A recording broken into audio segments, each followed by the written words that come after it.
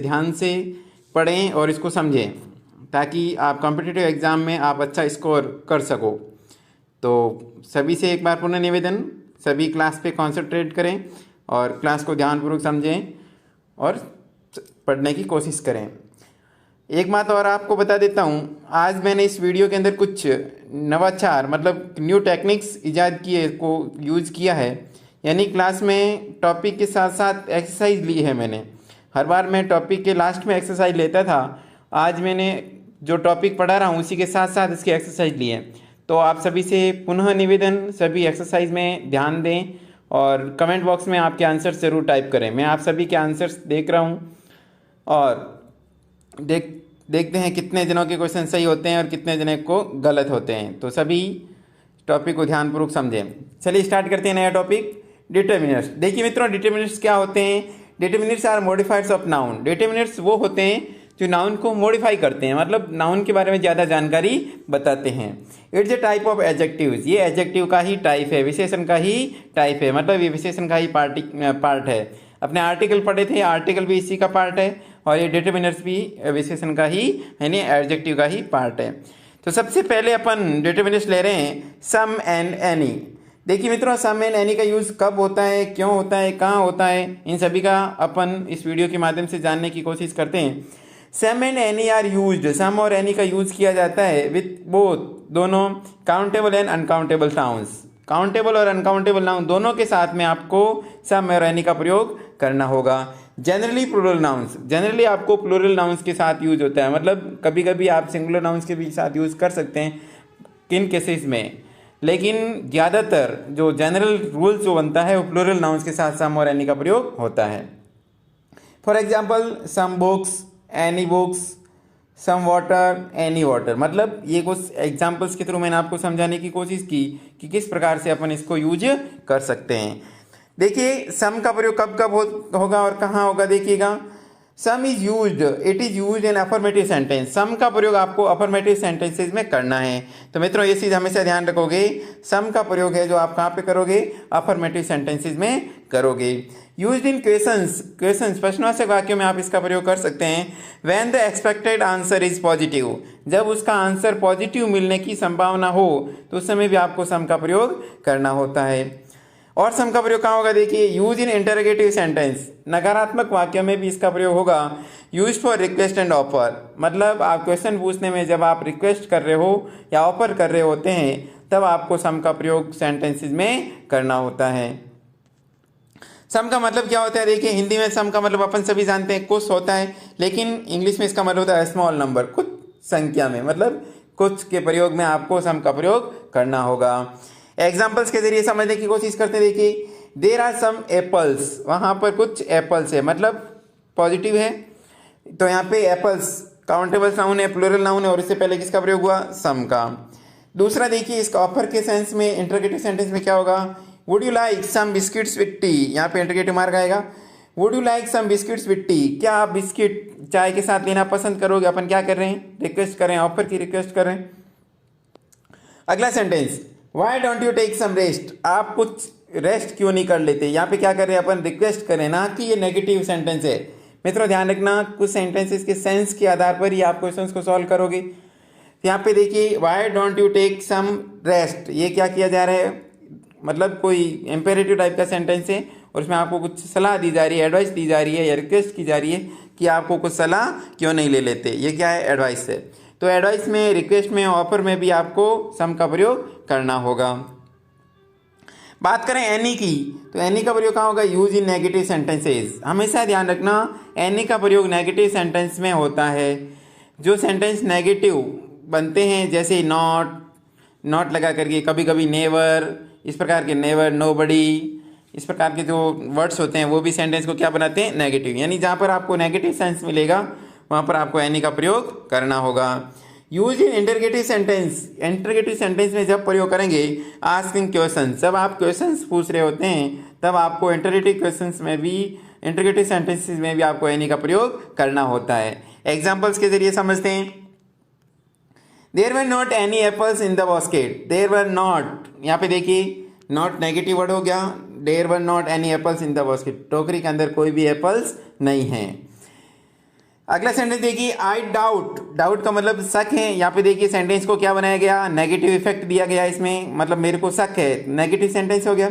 I doubt there is any milk, मुझे शक है कि वहाँ पर कोई मिल्क यानी दूध है, लेफ्ट इन द ग्लास, कि दूध में कोई ग्लास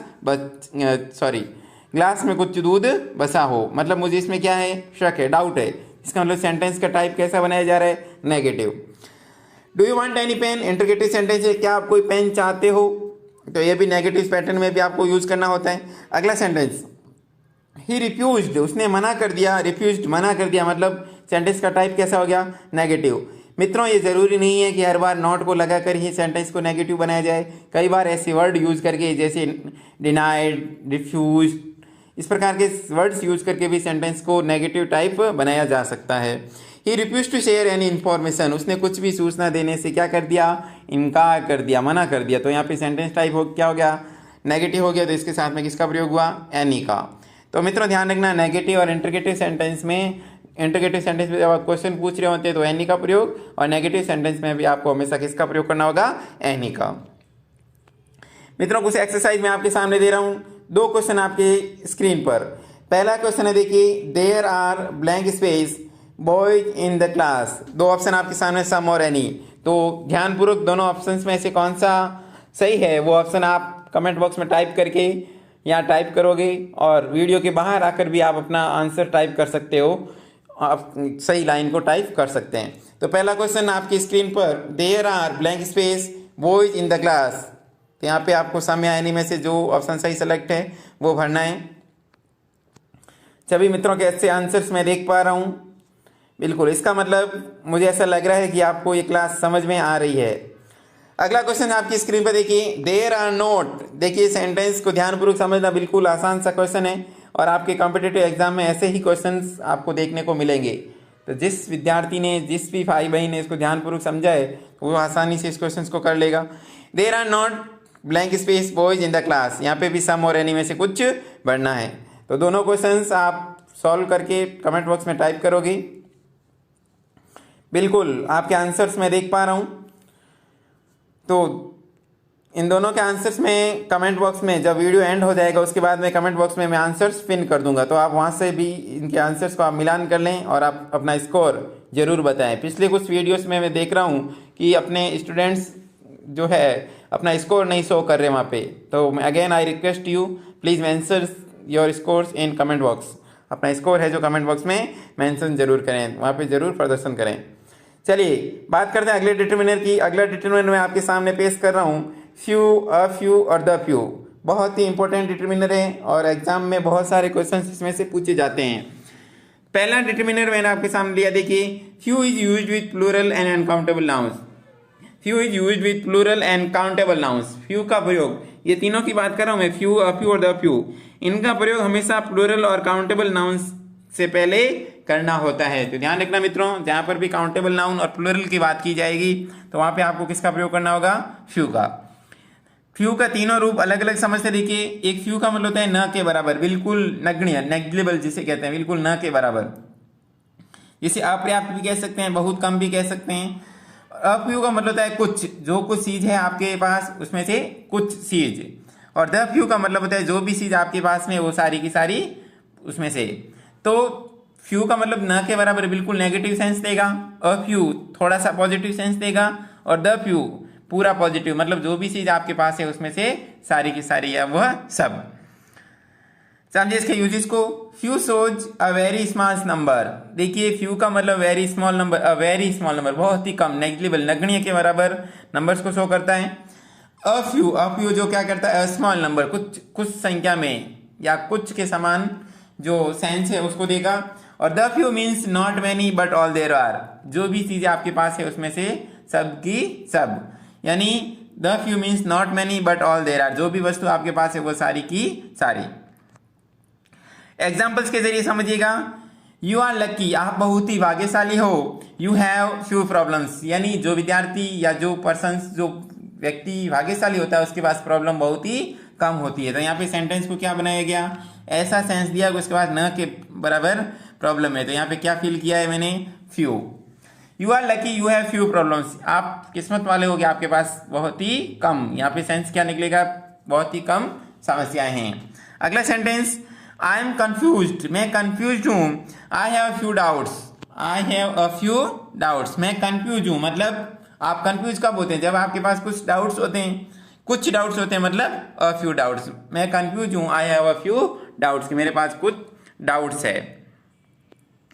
अगला सेंटेंस देखिए, ही एट ब्लैंक स्पेस में देखो द फ्यू, यहाँ पे द फ्यू भरा है। He ate the few biscuits, he ate the few biscuits which were left in the plate. देखिए सेंटेंस क्या बना है, he ate the few biscuits, उसने कुछ बिस्किट्स खाए, which were left in the plate, जो कहाँ पर थे? प्लेट में मौजूद थे, वो सारे के सारे बिस्किट उसने खा लिए। तो इसका मतलब इसका यहाँ पे किसका प्रयोग हुआ? द का। मित्रों, एक जनरलाइजेशन वाला रूल है जो मैंने नोट के साथ आपके सामने प्रेजेंट किया है। वेरी के साथ फ्यू आएगा और ऑनली के साथ हमेशा क्या प्रयोग होगा? A few. ये इंग्लिश के कुछ नॉर्मलाइजेशन वाले रूल्स होते हैं जो जितना आप अध्ययन करोगे वैसे वैसे आपके सामने आते रहेंगे। यानी ये चीज़ें एक्सपीरियंस से आती है, कोई बहुत ही कम पुस्तकों में देखने को मिलती है। जब आप इसको यूज करते रहोगे तो ये चीज़ें आपके सामने आती रहेगी। तो again I request you, English को यूज करते रहें ताकि इंग्लिश आपके डेली रूटीन में काम आने लग जाए। देखिए कुछ एग्जाम्पल्स के जरिए अपन समझने की कोशिश करते हैं। Very few students were able to answer my question. Very few student, बहुत ही कम, यानी वेरी के साथ में किसका प्रयोग करना? फ्यू का। Able to answer my question, बहुत ही कम विद्यार्थी मेरे क्वेश्चन का आंसर देने में सक्षम हो रहे हैं। अगला क्वेश्चन देखिए, अगली जो एग्जाम्पल मैंने लिया है, ऑनली, ऑनली के साथ में किसका प्रयोग करना? अ फ्यू का। Only a few students came yesterday, बहुत ही कम विद्यार्थी कल आए थे। अ फ्यू का मतलब क्या होता है? कुछ विद्यार्थी, कम आना, कुछ विद्यार्थी आए थे। और फ्यू का मतलब बहुत ही कम। कुछ एक्सरसाइज दी है मैंने आपके सामने, देखिए पहले दो क्वेश्चंस मैं आपकी स्क्रीन के सामने दे रहा हूं। देखिए पहला है I have read, I have read, क्योंकि हैव आया, हैव के साथ में वर्ब की third form.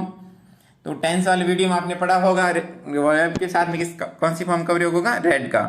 I have read blank space books I had, I have read blank space books I had. Questions को आसानी से ध्यानपूर्वक समझिएगा, फिर इसके आंसर्स को आपको कमेंट बॉक्स में टाइप करना है। बिल्कुल फटाफट आंसर्स टाइप करें। ऑप्शन फ्यू, अ फ्यू और द फ्यू, तीनों ऑप्शन आपके सामने। फटाफट आपके आंसर्स मैं कमेंट बॉक्स में देखना चाहूंगा, जल्दी जल्दी टाइप करें। I have read blank space books I had, I have read, मैंने पुस्तक पढ़ ली, बुक्स आई हैड, जो पुस्तकें मेरे पास थी। तो जाहिर सी बात है यहाँ पे क्या आ जाएगा? The few. I have read the few books I had. जिसने सही आंसर दिया उसका हार्दिक आभार और उनको बधाई। अगला क्वेश्चन से आपके सामने देखिए, आई आस्क्ड, मैंने पूछा, you blank space questions to test your knowledge. I asked you, मैंने आपको पूछा है, blank space questions to test your knowledge, मैंने आपके नॉलेज को टेस्ट करने के लिए, जांचने के लिए क्वेश्चंस पूछे हैं। तो इसमें आपको तीन ऑप्शन दे रखे हैं, फ्यू, अ फ्यू और द फ्यू। अपने आंसर फटाफट टाइप करें। जो विद्यार्थी, देखिए बहुत सारे विद्यार्थी लाइव है लेकिन इतने सारे कमेंट मैं नहीं देख पा रहा हूं, तो सभी से रिक्वेस्ट करता हूं आंसर्स जब एक्सरसाइज होती है तो उसमें जरूर पार्टिसिपेट करें, जरूर हिस्सा लें उसमें। इससे आपका नॉलेज में ग्रोथ होगी, वृद्धि होगी, नॉलेज आपका इंक्रीज होगा। चलिए इसके आंसर्स को देख लेते हैं। आई आस्क्ड यू, मैंने आपको पूछा है क्या?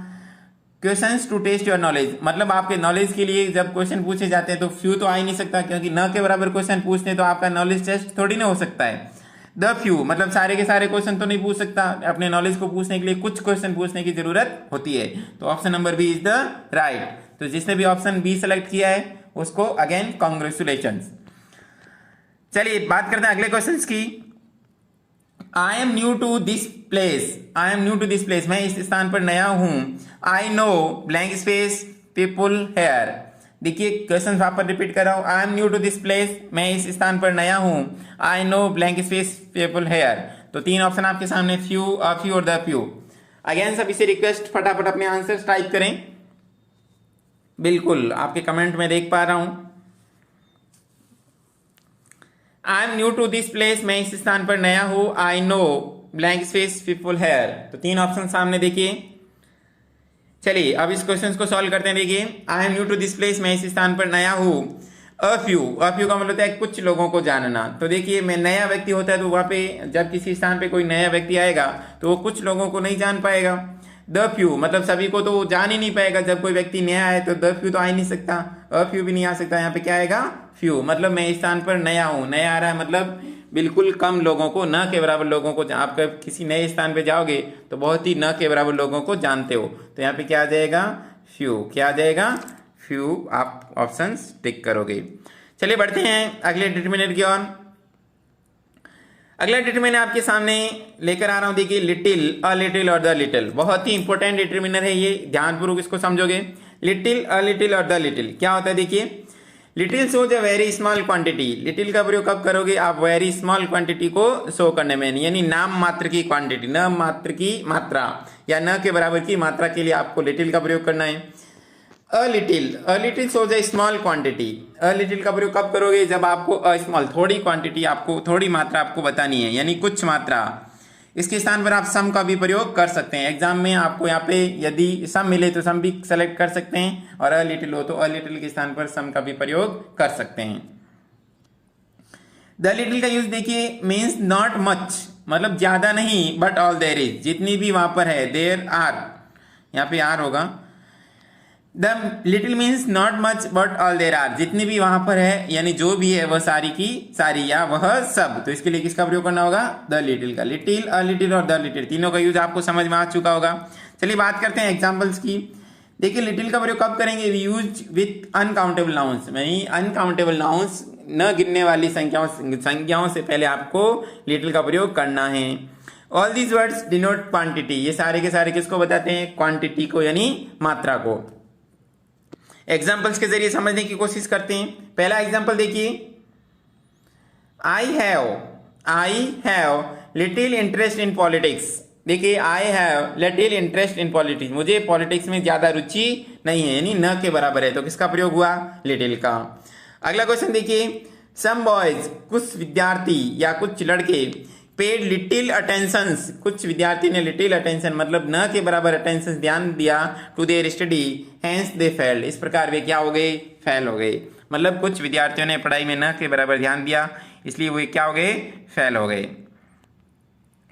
अगला देखिए, शी नोज, वह जानती है, अ लिटिल इंग्लिश, वह बहुत ही कम इंग्लिश, का मतलब होता है कुछ, थोड़ी बहुत इंग्लिश जानती है। So we can communicate with her, मतलब वो कुछ इंग्लिश जानती है, मतलब थोड़ी बहुत अंग्रेजी जानती है, इसलिए उसके साथ अपन क्या कर सकते हैं, कम्युनिकेट कर सकते हैं, मतलब इंग्लिश में बातचीत कर सकते हैं, तो यहाँ पे थोड़े के सेंस में आ रहा है।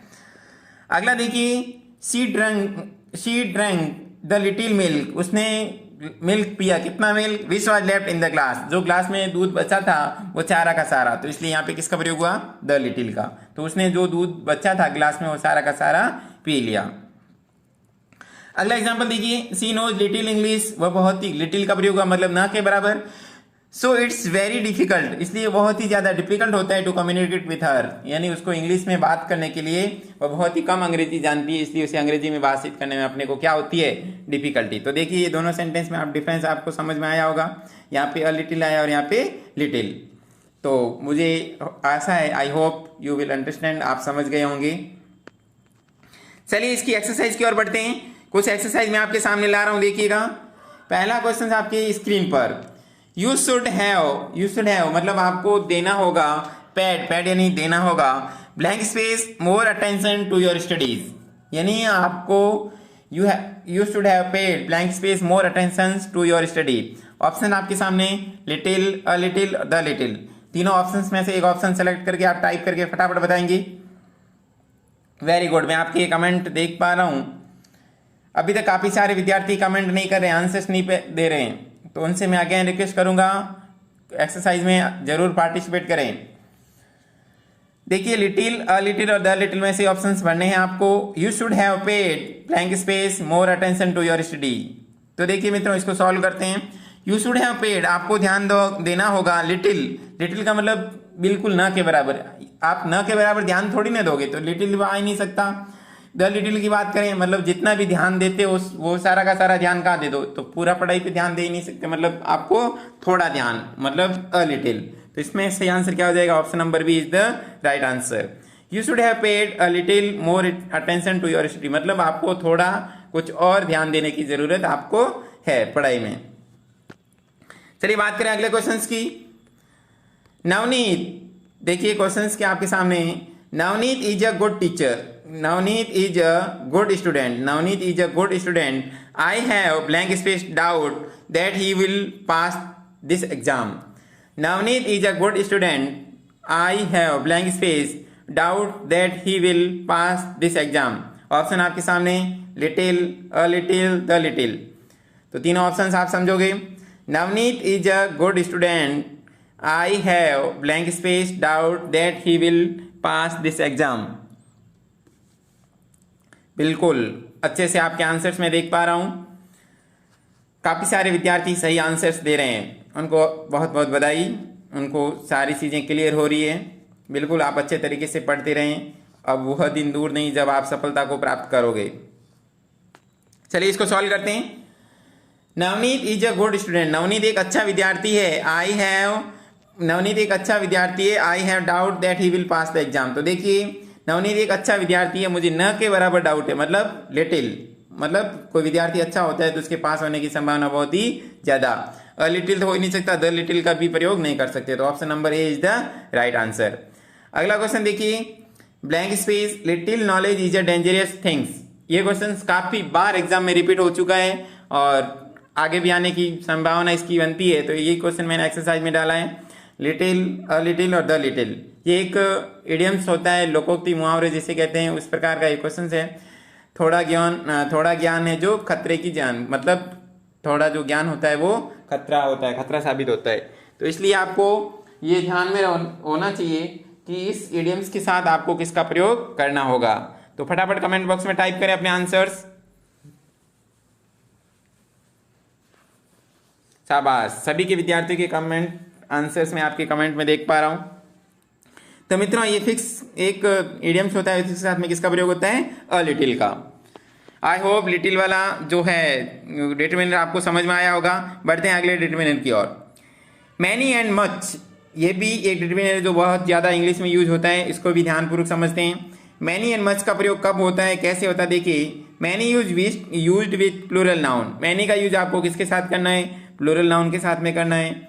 Much is used with uncountable noun, और मच का प्रयोग आपको अनकाउंटेबल नाउन, न गिनने योग्य संख्याओं से पहले करना है।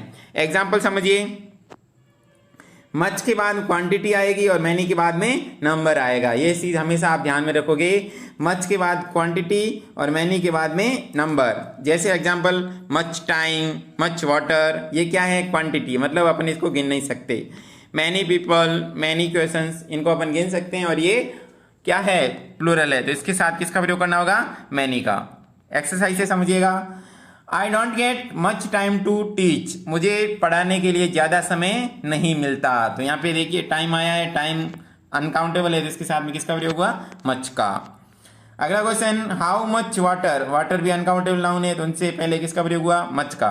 How much water have you wasted, आपने कितना पानी बर्बाद कर लिया।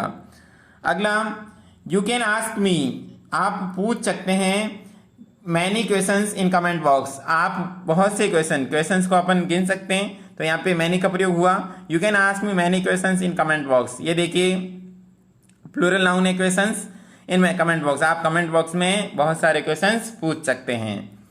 अगला क्वेश्चन, हाउ मेनी टाइम्स, यहाँ पे देखिए टाइम्स का मतलब होता है रिपीटेशन, एक बार, दो बार, तीन बार, तो जितनी बार काम हो उसको अपन गिन सकते हैं। यहाँ पे टाइम था अनकाउंटेबल नाउन, तो यहाँ पे टाइम्स है, ये काउंटेबल नाउन से, प्लूरल नाउन है। How many times have you read it, आपने इसको कितनी बार पढ़ा है, तो टाइम्स यानी प्लूरल नाउन हो गई, तो इसके साथ में किसका प्रयोग हुआ, मैनी का। आई होप मच और मैनी आपको समझ में आया होगा। बढ़ते हैं अगले डिटरमिनर की ओर। ईच एंड एवरी, देखिए मित्रों बहुत ही इंपॉर्टेंट ये डिटरमिनर है, ईच और एवरी। ईच और एवरी का प्रयोग कब होता है, कैसे होता है, इसकी भी जानकारी अपन इस अभी जानने की कोशिश करते हैं। देखिए बोथ ईच एंड एवरी, दोनों ईच और एवरी का प्रयोग किसके साथ करना है, singular countable nouns. Singular countable nouns के साथ आपको ईच और एवरी का प्रयोग करना है। देखिए दोनों में अंतर क्या होता है उसको भी समझने की कोशिश करें। डिफरेंस के जरिए मैंने दोनों के बीच में अंतर बताने की आपको कोशिश की है। काफी सारे विद्यार्थी ईच और एवरी को लेकर के कंफ्यूज्ड रहते हैं, तो उनका कंफ्यूजन आज मैं दूर करने की कोशिश कर रहा हूं। आई होप आप इस चीज को समझोगे। देखिए ईच का प्रयोग कब करेंगे, it is used for two or more things. Each का प्रयोग दो या दो से ज्यादा चीजों के लिए किया जाता है। लेकिन एवरी का प्रयोग 3 और 3 से ज़्यादा चीज़ों के लिए किया जाएगा।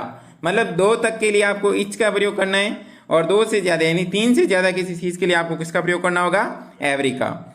एक चीज़ ये ग्रुप के जरिए समझिएगा। देखिए यहाँ पे ABCD मान लीजिए कुछ नाउन है और इनको पर्टिकुलर अलग अलग सभी को बताना है। पर्टिकुलर अलग अलग यदि अपन इसकी बात करेंगे तो आपको किसका प्रयोग करना होगा, ईच का। और जैसे ABCD कुछ नाउन से है और सभी की एक साथ अपन बात करेंगे तो उसके लिए आपको किसका प्रयोग करना होगा, एवरी का। तो मित्रों इस डायग्राम से आप इजीली इसको समझ पाएंगे। यानी पर्टिकुलर अलग अलग सभी की बात करें तो ईच का प्रयोग होगा और सभी नाउन्स के एक साथ अगर यदि ग्रुप में बात करें तो किसका प्रयोग होगा, एवरी का। एग्जाम्पल्स के जरिए देखिए इसका use, it shows the individuals in a group. मतलब ग्रुप में प्रत्येक का अलग अलग इंडिविजुअल बताना है तो आपको किसका प्रयोग करना होगा, ईच का। General statement about all of them, सभी के लिए कुछ जनरल स्टेटमेंट जनरल कथन यदि कोई तथ्य बताना हो तो उसके लिए आपको किसका प्रयोग करना होगा, एवरी का। एग्जाम्पल्स देखिए, each car has a number plate, मतलब प्रत्येक कार के एक नंबर प्लेट होती है। मतलब प्रत्येक कार के अलग अलग नंबर प्लेट होती है तो इसके लिए किसका प्रयोग हुआ, ईच का। ईच स्टूडेंट हैज 3 ऑप्शंस, प्रत्येक विद्यार्थी के बाद में कितने ऑप्शन मैंने दिए हैं, 3 ऑप्शन। तो यहाँ पे प्रत्येक विद्यार्थी को ऑप्शन मिले, ना कि सारे विद्यार्थियों को एक साथ ग्रुप की बात नहीं कर रहे। मतलब यहाँ पे अलग अलग विद्यार्थी की स्क्रीन पर अलग अलग ऑप्शन दिख शो हो रहे हैं तो यहाँ पे किसका प्रयोग होगा, ईच का। एवरी स्टूडेंट वांट सक्सेस, प्रत्येक विद्यार्थी सक्सेस होना चाहता है। यहाँ पे मतलब कोई एक विद्यार्थी सक्सेस होना नहीं चाहता, सारे के सारे विद्यार्थी यही चाहते हैं। ये एक जनरल स्टेटमेंट हो गया कि प्रत्येक विद्यार्थी क्या होना चाहते हैं, सक्सेस होना चाहते हैं। तो आई होप आपको ईच और एवरी में डिफरेंस समझ में आया होगा। मित्रों वीडियो आपको कैसा लगा ये ज़रूर कमेंट बॉक्स में बताएं ताकि मेरे को पता चले कि मेरा दिया हुआ जो नॉलेज है आपको कितना हेल्पफुल हो रहा है। ये मुझे कमेंट करके जरूर बताएं। चलिए इसकी एक्सरसाइज को करते हैं। आई आस्क्ड 2 क्वेश्चंस, मैंने 2 क्वेश्चन पूछे। He answered blank space questions correctly. 2 option आपके सामने, ईच और every. I asked 2 questions blank, देखिए I asked 2 questions, he answered blank space questions correctly. इसमें ईच और एवरी में से आपको क्या भरोगे वो टाइप करके फटाफट बताएं। बिल्कुल काफ़ी सारे विद्यार्थियों ने करेक्ट आंसर्स दे दिया है, उनको अगेन मैं बधाई देना चाहूँगा जिसको ये चीज़ें इनका ये कॉन्सेप्ट क्लियर हो रहा है। आई आस्क्ड 2 क्वेश्चंस, मैंने 2 क्वेश्चन पूछे। ही आंसर्ड, उन्होंने आंसर दिए ईच क्वेश्चन। तो यहाँ पे किसका प्रयोग होगा, ईच का, क्योंकि प्रत्येक क्वेश्चन का अलग अलग आंसर होता है। तो प्रत्येक क्वेश्चन का आंसर यानी यहाँ पे इंडिविजुअल की बात की जा रही है, किसका प्रयोग करना होगा, ईच का। I hope you will understand, मुझे आशा है कि आप समझे होंगे इस चीज़ को, इस कॉन्सेप्ट को समझ लिया होंगे। चलिए अगली एक्सरसाइज आपके स्क्रीन पर। He visits this village blank space month, each और एवरी में से बढ़ना है। He visits this village blank space month. तो इस ऑप्शंस में, दोनों ऑप्शंस में से क्या भरना है वो भरिएगा फटाफट, कमेंट बॉक्स में लिखें।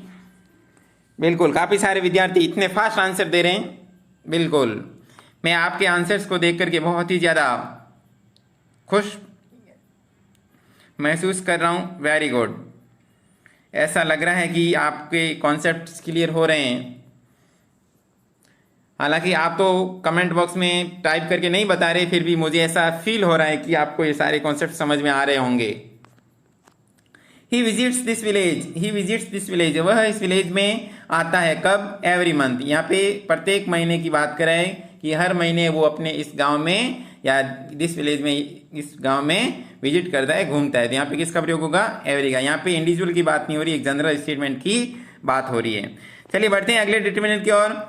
सेवरल एंड वेरियस, ये भी डिटरमिनेंट्स हैं। इंपॉर्टेंट जो डिटरमिनेंट्स है वो अपन पढ़ चुके। अब कुछ थोड़े थोड़े जो एग्जाम में पूछे जाने की संभावना बनती है तो उनको भी मैंने साथ में लिया है। सेवरल एंड वेरियस, सेवरल और वेरियस का प्रयोग भी डिटरमिनेंट के रूप में होता है। देखिए सेवरल का मतलब होता है it means more than 2 but not many, मतलब 2 से ज्यादा लेकिन ज्यादा नहीं। सेवरल का मतलब होता है कई, जैसे कहते हैं बहुत ज्यादा मात्रा में कई। It means more than 2 but not many, ज्यादा 2 से ज्यादा लेकिन ज्यादा नहीं। और वेरियस का प्रयोग होता है सो वेराइटी, ज्यादा भिन्न भिन्न प्रकार की किस्म बताने में, ऑप्शंस बताने में, भिन्न भिन्न ऑप्शन बताने के लिए आपको किसका प्रयोग करना होगा, वेरियस का। एग्जाम्पल्स के जरिए और ज्यादा चीजें क्लियर करें। देखिए I had seen her, I had seen हर, मैंने उसको देखा है कई बार। सेवरल टाइम्स बिफोर, मैंने उसको कई बार पहले भी देखा है, तो इससे पहले किसका प्रयोग हुआ, सेवरल का। और दूसरा ऑप्शन, दूसरा जो एग्जांपल है देखिए, the shirt is available, the shirt is, जो शर्ट है is available in various colours, अलग अलग भिन्न भिन्न कलर्स में अवेलेबल है, यानी जो शर्ट है अलग अलग कलर्स में अवेलेबल है। तो आशा है कि इन एक्सरसाइज के जरिए, इन ऑप्शंस के जरिए, एग्जाम्पल्स के जरिए आपको चीज़ें समझ में आई होगी। चलिए बढ़ते हैं अगले डिटरमिनर की ओर।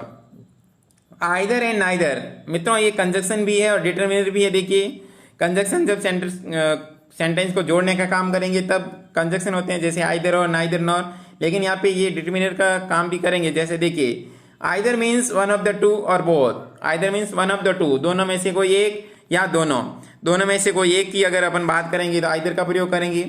Neither means not the one not the other, ना तो एक ना ही दूसरी, मतलब दोनों में से कोई नहीं। तो ऐसे सेंस के लिए अपने को आइदर या नाइदर का प्रयोग करना होगा। एग्जाम्पल्स ने, neither of them is present, उनमें से कोई व्यक्ति प्रेजेंट नहीं था। नाइदर ऑफ देम मतलब दो व्यक्ति, उन दोनों में से कोई प्रेजेंट नहीं था, तो किसका प्रयोग हुआ, नाइदर का। अगला एग्जाम्पल है, यू कैन आस्क, आप पूछ सकते हैं, आइदर ऑफ दोज क्वेश्चंस, उन क्वेश्चंस में से कोई भी क्वेश्चन आप पूछ सकते हैं, मतलब दोनों में से कोई एक सेलेक्ट करके या दोनों को सेलेक्ट करके भी पूछ सकते हैं, तो इसके लिए किसका प्रयोग हुआ, आइदर का।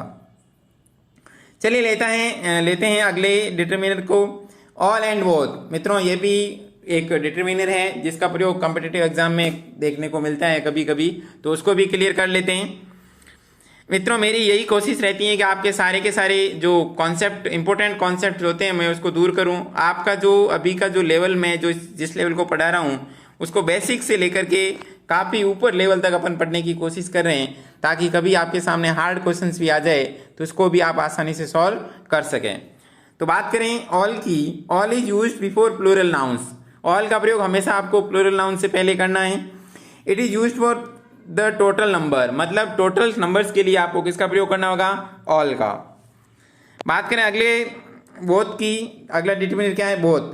Both is used before two things, both का प्रयोग टू थिंग्स के लिए करना है, ऑफ द सेम काइंड, दो समान चीजों से पहले आपको किसका प्रयोग करना होगा, बोथ का, मतलब दोनों एक तरह की चीजें हैं, समान जो किस्म है, वैरायटी है या किसी जाति को रिप्रेजेंट कर रही है, तो इसके पहले किसका प्रयोग करना होगा, बोथ का। एग्जाम्पल्स के जरिए समझते हैं। देयर वर ट्रीज, TREES, यहाँ पे स्पेलिंग थोड़ी गड़बड़ दिख रही है तो ट्रीज लिखेंगे। There were trees on both side of the road, देखिए रोड के दोनों तरफ पेड़ है, रोड के दोनों तरफ पेड़ है, तो और both sides of the road, मतलब यहाँ पे प्लूरल आया है साइड्स, तो यहाँ पे किसका प्रयोग हुआ, बोथ का। बात करें अगले एग्जाम्पल्स की, both the sisters are teachers, both the sisters are teacher, दोनों जो बहनें हैं वो क्या है, टीचर्स, तो दोनों बहनों की इक्वल क्वालिटी को बताया जा रहा है, तो इसके लिए किसका प्रयोग हुआ, बोथ का। अगला example, all the students are present today, all the students are present today, सारे विद्यार्थी आज क्या है, प्रेजेंट है, उपस्थित है, तो किसका प्रयोग हुआ, ऑल। अगला है, all the books are good, सारी की सारी पुस्तकें क्या है, अच्छी है, तो इसके लिए इससे पहले किसका प्रयोग हुआ, ऑल का। तो मित्रों ये था डिटरमिनर का टॉपिक। आई होप इस टॉपिक को आपको समझ में आया होगा। मित्रों वीडियो कैसा लगा कमेंट बॉक्स में से टाइप करके ज़रूर बताएं और अपने मित्रों तक इसको शेयर ज़रूर करें। वीडियो को पूरा देखने के लिए आपका हार्दिक आभार, धन्यवाद। आपका दिन शुभ रहे।